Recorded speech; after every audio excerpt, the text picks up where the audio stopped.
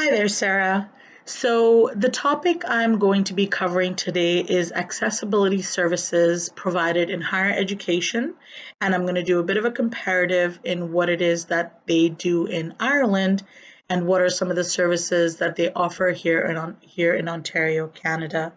One of the reasons why this topic really kind of stuck with me and I was interested in looking into it, given the fact that I work in the mental health industry and I work with students and clients who do struggle based on due to some of their disabilities, more focus on the mental health. It kind of piqued a natural interest because I see them struggling in school, and a lot of the times we try our level best to provide those supports when it comes to high school because I work with youth, but then we always wonder and we worry, how are they going to get to the how are they going to get to post-secondary education and be able to excel and become contributing members of society. So, back in the day, people with disabilities were not spoken about. Back in the Middle East, where I came from, you never heard or you never saw the people who had disabilities. They were kind of tucked away, and it was a burden on their families, and it was their families' responsibility to take care of them. But it's with the awareness that's happening now, being in North America, and even looking at that, how that kind of developed even in Ireland. I love that it's coming to the forefront. It's no more something that you should be ashamed of. They celebrate a diversity and they celebrate differences. So this is what really kind of interested me and piqued my interest in looking at the accessibility services that are provided in Ireland, and also kind of take a look to see what's provided here. So what I'm going to be covering today in this presentation, first we're going to talk about what does classify as a disability both in Ireland and here in Ontario. We're going to talk about some of the benefits of having accessible services. What are some of the legislations in Ireland and in Ontario, Canada, that have promoted accessibility services? I'm going to talk about some of the services that are provided in Ireland. Three universities slash colleges I'm going to be focusing on is DIT, so Dublin Institute of Technology, University College Dublin, and finally Letterkenny, Letterkenny Institute of Technology.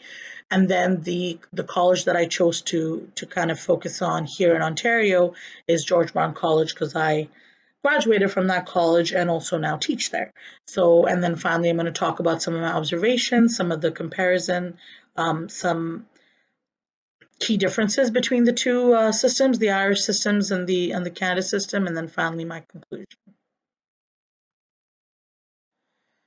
So, when it comes to classifying what classifies as disabilities, one of the things that I looked at was the Education for Persons with Special Needs Act in Ireland, and also a study that was conducted by Deloitte, which is a accounting firm in Ontario, and also the AOD Act, which is the Accessibility for Ontarians with Disabilities, and also the Human Rights Act. So pretty much when I looked at these documents, what classified as a disability is a person's inability to participate and benefit from education due to either a physical or sensory disability, a mental health issue, any learning disability, or really any condition which results in a student learning a little differently than a student without that condition.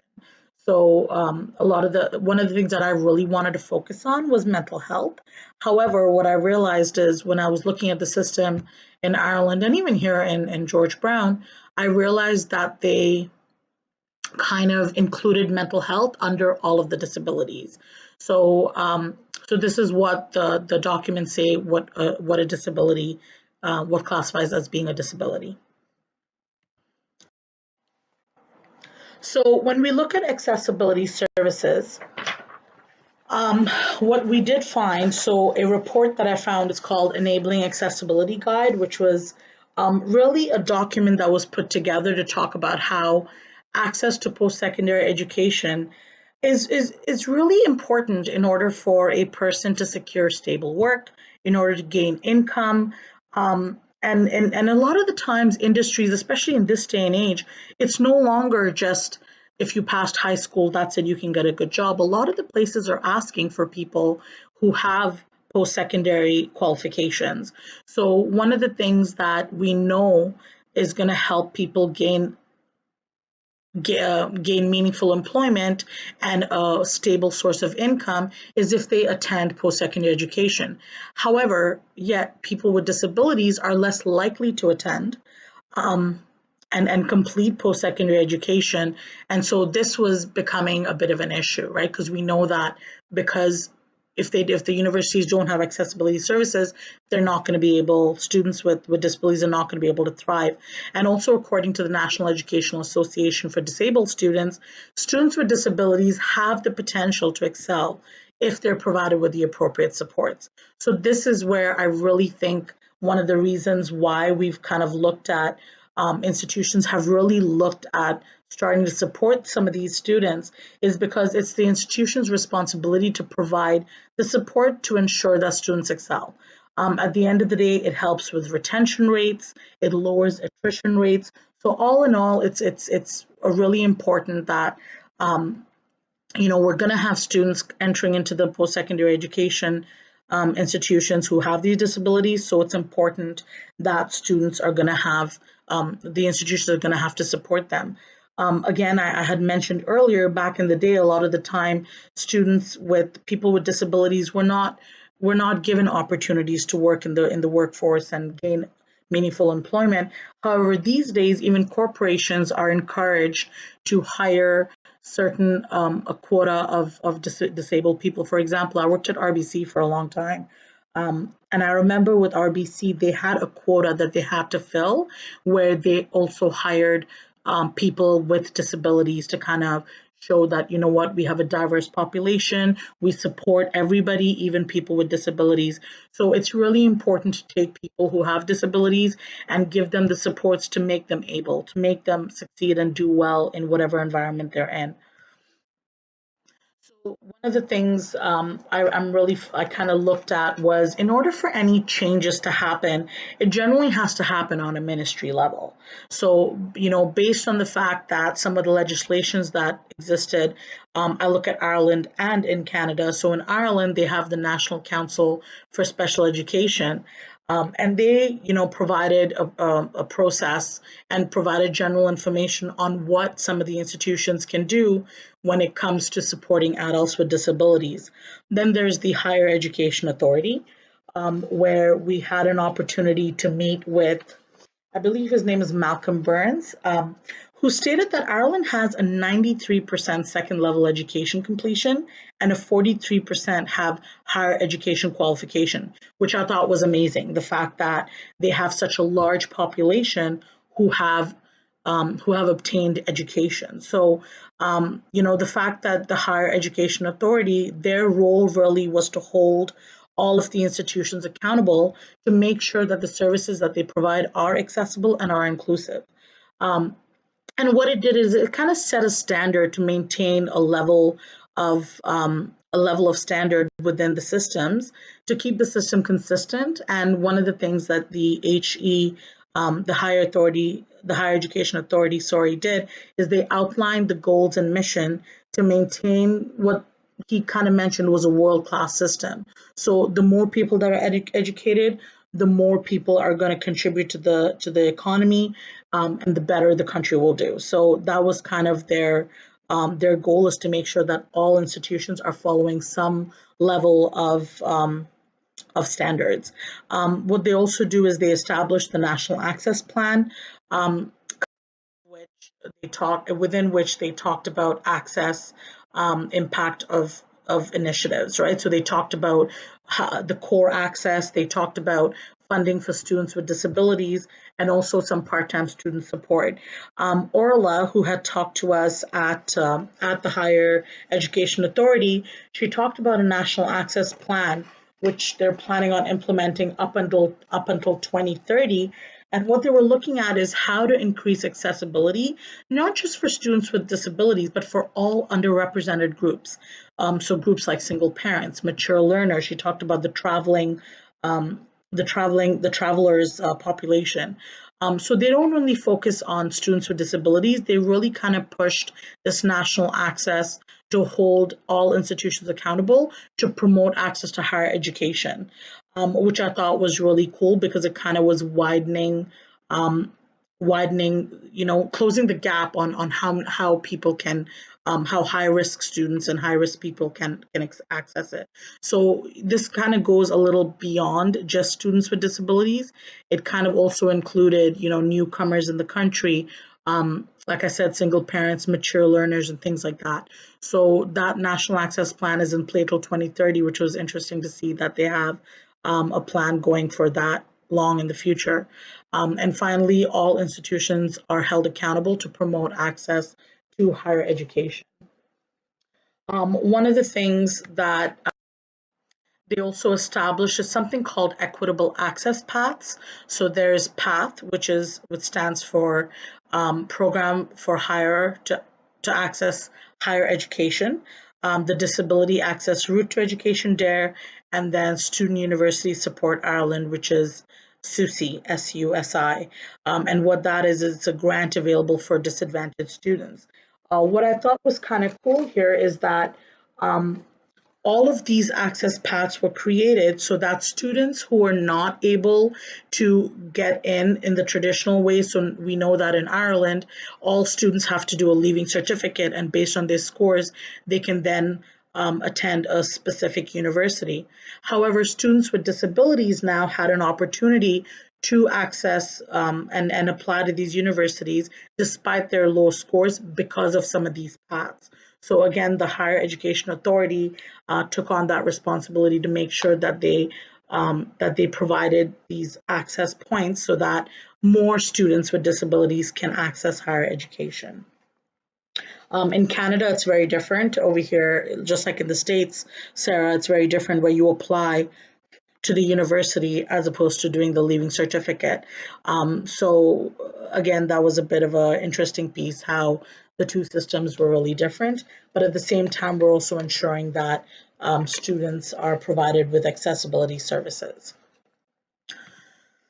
When we look at the legislation here in Ontario, one of the main Ministry of Advanced Education and Skill Development, the three main things that they really talked about was how do they support employment for people with disabilities? How can they increase access to higher education in Ontario? And also looking to transform the mental health system so that they're able to kind of support the students coming in. Another legislation piece was the Accessibility for Ontarians with Disabilities Act, which pretty much kind of identifies things that institutions and any type of training and educational institutions, they have to provide material and courses in an accessible way, even down to the environment. So again, in addition to that, it's the Human Rights Act, which states that all students are provided access despite their disabilities. So these are some of the legislations that the Ontario colleges have to kind of follow. And based on these legislations, then led to accessibility services being established in the school. One thing that I found interesting and I wanted to kind of share was the Deloitte study. So Deloitte is an accounting firm that was kind of hired by the colleges, by the Ministry of Advanced Education and Skill Development, and they wanted them to do a cost-benefit analysis on post-secondary education institutions supporting at-risk students. And when they talked about at-risk, they included students with disabilities, newcomers to Canada, Indigenous groups, so all of those underrepresented groups. And what they noticed is that there was a huge influx of amount of students who were coming in with disability services, with special needs, because the Ministry of Advanced Education and Skill Development mandated that all colleges and universities in Ontario not only make school affordable, but also increase accessibility. So that kind of led to an influx of students coming in. One of the things that I found interesting and kind of proud, under the Ministry of Advanced Education and Skill Development, they talked about how 85% of our population are graduating high school in 2016, and also the province achieved 68% post-secondary attainment rate, which I thought was great. I didn't think it was that much, but apparently 68% of people in Ontario have some kind of post-secondary qualification. And at the end of the day, by increasing accessibility and increasing affordability, it promotes and encourages people to gain a career, to gain, meaningful employment, where they can now be contributing members of society as opposed to depending on the welfare system. So these are some of the legislations that was put into place to ensure that more people with any type of high needs and special needs and disabilities have access to higher education. Kind of created here is a bit of a is a bit it's just a graph that I created, just kind of talking about how there has been an increase in students with disabilities, including mental health issues, attending post-secondary education, not just in Canada, but also in Ireland, which I thought was really interesting. So Brian from DIT had in his presentation had stated that they found a 117% increase in students seeking support from counseling services over the past 8 years, which I thought was absolutely insane. And I know as a fact, even over here in Canada, we've noticed, even in me speaking with the accessibility officer at George Brown, he did mention that there's been a huge influx of students with mental health issues, anxiety, depression, and other mental health issues and other disability service who are entering the system who need support. So even Peter had talked about, Peter is the other guy who was at the DIT presentation, and he talked about how even 6 years ago they maybe had 10 applicants, and now 70 to 80 students with mental health issues have sought support.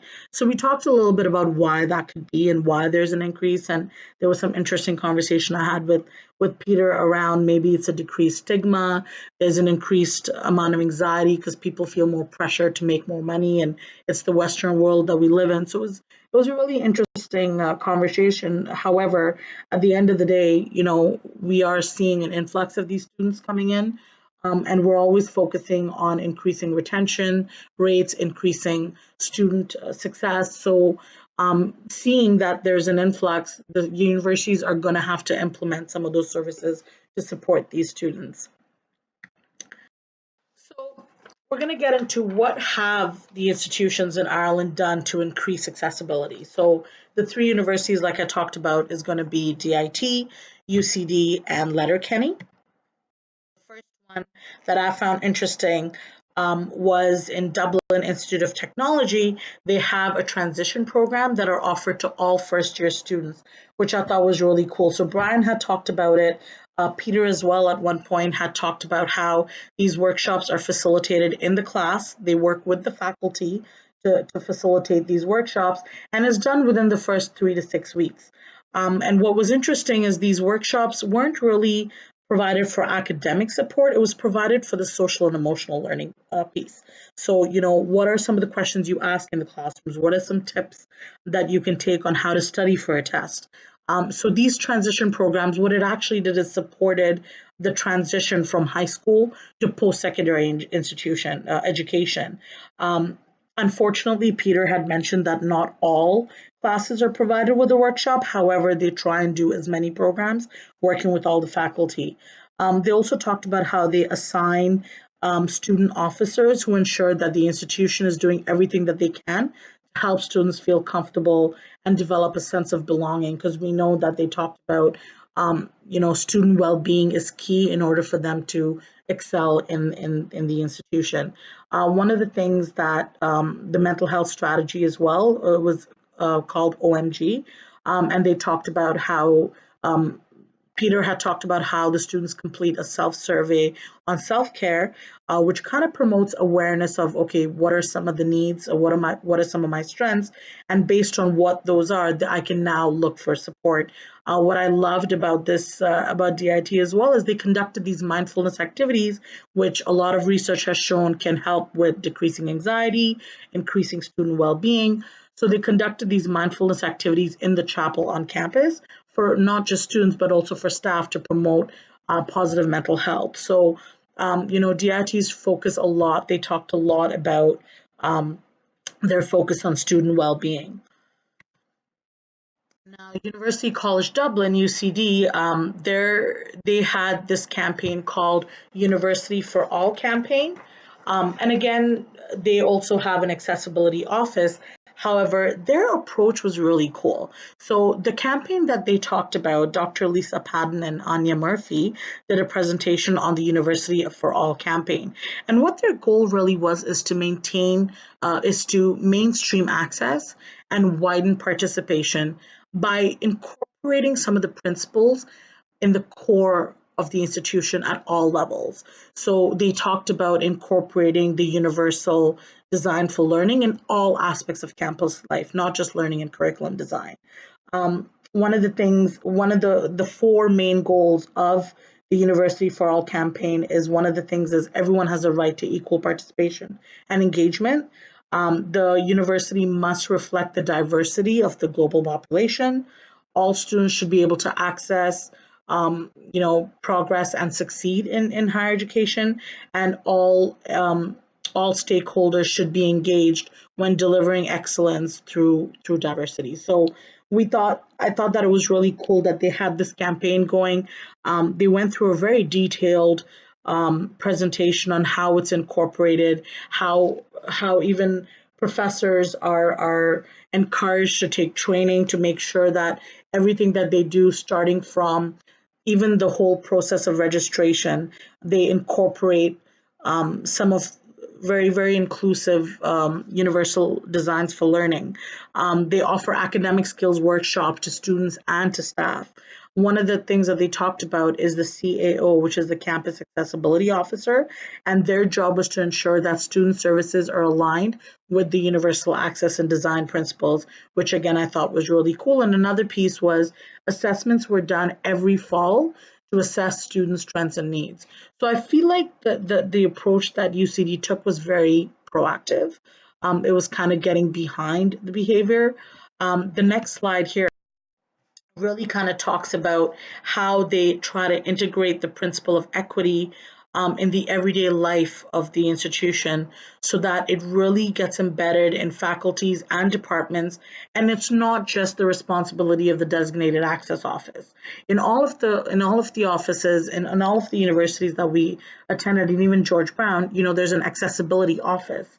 And if you need support, that's where you go. But with UCD, the approach that they took is really kind of incorporating the principles of universal design for learning right from the registration process, like I had mentioned earlier. So the picture on the left here actually really, I think, illustrated the point really beautifully. So to the far left, you see the three students, and the shortest one is not able to see the game at all because the fence is blocking his view. And then the centerpiece is what represents equity, where even the shortest student is provided with the tools. And in this picture, it's the boxes that he's standing on so he can look above the fence. And then there's the third one where the fence, which is looked at as the barrier, is removed altogether. And it's a fence that everybody can see through, so nobody needs extra services and extra supports to access that in this situation that all three are able to see the game. I thought it was really a good illustration of what, and I feel like this is what kind of UCD stood for. Um, Even something as little as using the learning management system. So how we use Blackboard, instead of using Blackboard, what UCD uses is Brightspace. So, using a system that is not only good for students without disabilities, but also for students who may have visual impairments. So using one system that all students can use, not just students with visual impairments. So I thought that approach was really cool. The fact that, they talked about, literally getting rid of that fence altogether and putting in a fence, or putting in a see-through fence so all students can look through it and no one needed extra services for it. So I thought that picture was really appropriate. What they also did is they actually have teachers. So one of the things in the universal design and teaching and learning, what they have all of their faculty do is they make sure that teachers demonstrate the understanding of the principles of UDL by completing a self-reflection review of their own teaching practices to make sure it's in line with UDL principles. They also have faculty attend an interactive UDL workshop with other colleagues, and kind of support them in taking part in activities to make sure that UDL principles are being implemented. And then finally, also implementing universal design strategies in at least one aspect of their teaching practice. And then they get them to write a case study outlining the results of the implementation. So I thought that was really cool. I know that at George Brown, they encourage us to attend UDL workshops and things like that. However, it's not compulsory. And with the University for All campaign, they're now making it so that all teachers do it. That way, all teachers are aware of what the principles are so that they can implement it to make education and the materials more accessible to their students. Finally, it's the Letterkenny Institute of Technology, which is LYIT. This is the one where I kind of connected with John Andy Bomar, and he kind of talked about this early intervention concept. So what they do is they use something called a study scan software, and they've apparently been using it for now almost 20 years. And what this study scan is, it's like a 15-minute survey that a student completes, and then it identifies if there are any learning styles, if there are any learning disabilities, especially with dyslexia, things like that. It also screens for different types of learning styles. And then what's really cool is it also gives recommendations on what would be helpful based on the learning style that's been identified. Um, this was really cool, and I kind of had a John Andy was really helpful. I was able to send him an email, and he was kind of able to talk to me. I asked him, how is it that because he mentioned that it takes 15 minutes to complete, it's not mandatory, yet 90%, they have a 90% rate of response. And what he said is that they actually promote the quick scan assessment at registration every year, and they also provide a suite of computer labs and iPads to facilitate first-time registering students. So this kind of ensures that all students are completing it. So that's why they have such a high rate. And the way I kind of look at it, it really kind of takes that proactive approach again, where all students complete it, and if the survey, if the quick scan results show that you may need something more, then those students are invited back to do a further assessment by the Access and Learning Support Unit, which is called Curve at Letterkenny. And what they did is pretty much, the Curve would then invite the students back for further assessment, discuss what supports are available that they can use, and if needed, they could also they also mediate, and they kind of work collaboratively with the heads of the department and the individual lecturers so that it's all triangulated with the learner's needs at center stage, which I thought was a really beautiful process on how to support these students right at the beginning. We know that early intervention is key. So instead of waiting for students to fail and then identify what's going on with them, let's get to the crux of it right at the beginning and then support them through the process, which I thought was really cool. I'm really hoping to bring something similar to this and propose something like that to George Brown College. So this is some of the services, accessibility services that are provided for students who may have some disabilities. In this situation, it's more of the learning styles. So finally, what does George Brown do? So the college that I attended, and I also now teach at, we have something called the Accessibility Learning Services, ALS, on campus. And what they have there are disability consultants. So a lot of the times, I had a great conversation with a person named Don. He's the intake worker there. And what happens is, yes, there is a process where in the registration letter, students are invited to access support services, and they're also told about the access services over orientation week. However, if students don't attend our orientation week, or if they don't pay attention to the registration letter, they're pretty much out of luck because they won't know about the services. One of the things that they do need in order for students to access any accommodations is they need to have a medical verification form that's filled out by their physician. They do have healthy campus initiatives. They have some great counseling services, which were recently expanded. And they also have a student service called Connect, and what they offer is peer mentors for the new students who are coming in the first year. Um, One of the thing is, if a student, one thing that I found out that was really cool is if, let's say, a student does go to the Accessibility Living Service Center, and they may not have a formal diagnosis, but they may just need some study tips or some strategies, they can meet with the learning strategist. Her name is Stephanie Bork, and what she does is she provides students with some strategies on how to study better, how to complete assignments, some time management things. And if they determine, if now Stephanie determines that further evaluation is required, they can then be referred to a psychologist for assessment. Now, the psychoeducational assessment is not paid for by the college. However, students can apply for funding to pay for that assessment. And if they don't have a student loan, then they can even access a team. It's a mobile assessment team that works out of a different university. So it's kind of outsourced, and then they provide a sliding scale for a price. The only issue I found with this service is that if students are unaware, like for example, not all students are coming from school where they've identified that they have a learning disability or they have some sort of disability that's going to require extra support.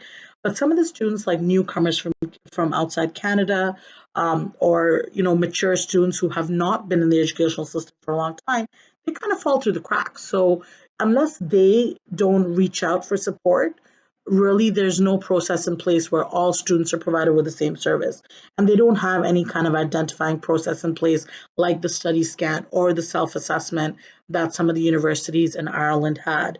So I felt like that was one of the caveats, is that if students are not already aware of some of the disabilities they have, they're just going to fall through the cracks, and that could affect their ability to complete school successfully. So what are some of the key differences I observed? At the end of the day, Ireland has an evaluation system embedded in the registration process.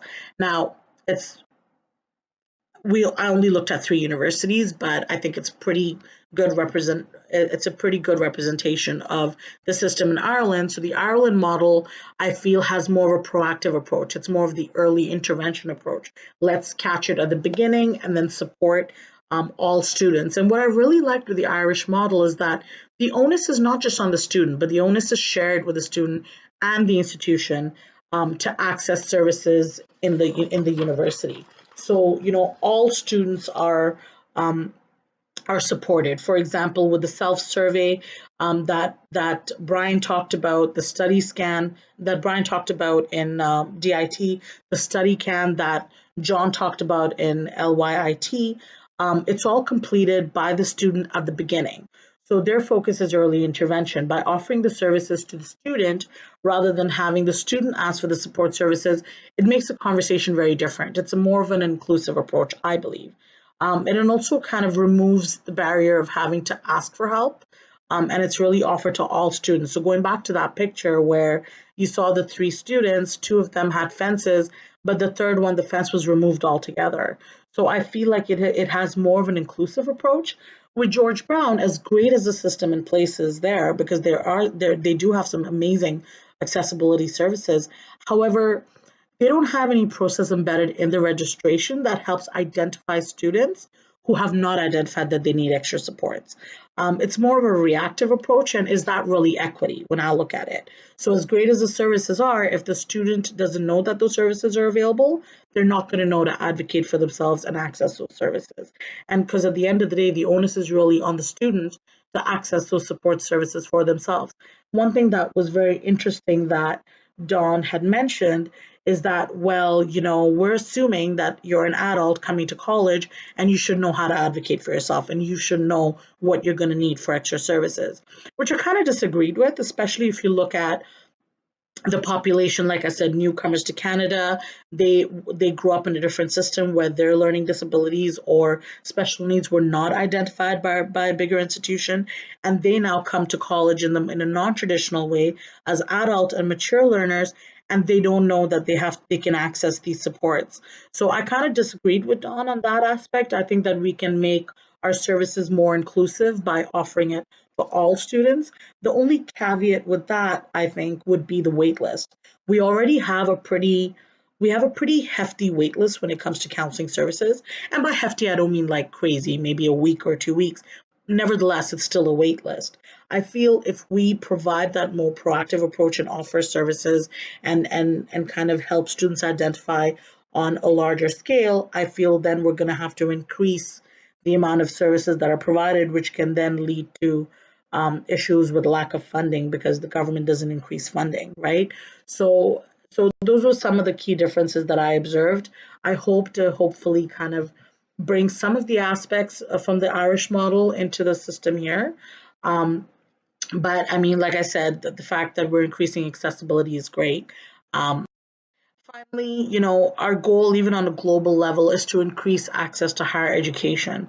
We know that when people are educated, people tend to secure jobs. They tend to have more of an open mind, an educated mind. Knowledge is power.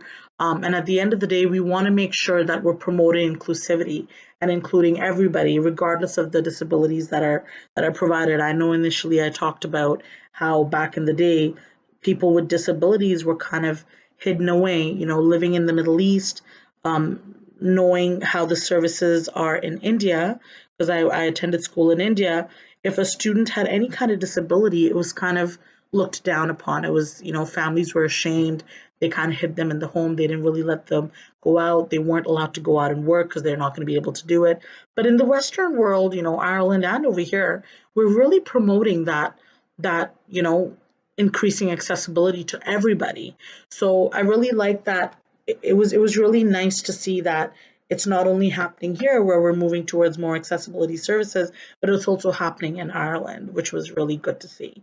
And at the end of the day, I thought this picture was beautiful around the goal for all of us, even on a global level, is to increase access and to promote inclusivity by allowing everybody, regardless of their disabilities, have access to some of the benefits that higher education can provide.